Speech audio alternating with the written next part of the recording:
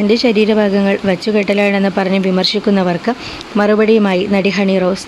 തൻ്റേത് വെച്ചുകെട്ടൽ ആണെങ്കിൽ തന്നെ ആർക്കാണതിൽ പ്രശ്നം എന്നാണ് ഹണി റോസ് ചോദിക്കുന്നത്. തൻ്റെ ശരീരത്തിൽ എന്തു ചെയ്യാനും തനിക്ക് അധികാരമുണ്ട് എന്നാണ് ഹണി റോസ് പറയുന്നത്. ഒരു മാധ്യമത്തിന് നൽകിയ അഭിമുഖത്തിലാണ് നടിയുടെ പ്രതികരണം. വച്ചുകെട്ടിയാണ് നടി പലയിടത്തും പോകുന്നതെന്ന് ചിലർ പറയാറുണ്ട്. ഇതിനെക്കുറിച്ച് എന്താണ് പറയാനുള്ളത് എന്നായിരുന്നു ഹണിയോടുള്ള ചോദ്യം.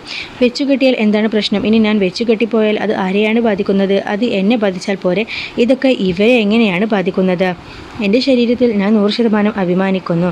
ഇനി എനിക്ക് വെച്ചുകെട്ടണമെന്ന് തോന്നിയാൽ വെച്ചുകെട്ടാനും എനിക്ക് അധികാരവും അവകാശവുമുണ്ട്. ഞാൻ എൻ്റെ ശരീരത്തിലല്ലേ ചെയ്യുന്നത്, വേറെ ആരുടെയും ശരീരത്തിലല്ലല്ലോ. ഇത് എന്ത് വൃത്തികേടാണ്? ഇതൊക്കെ ഞാൻ എങ്ങനെ തെളിയിക്കും?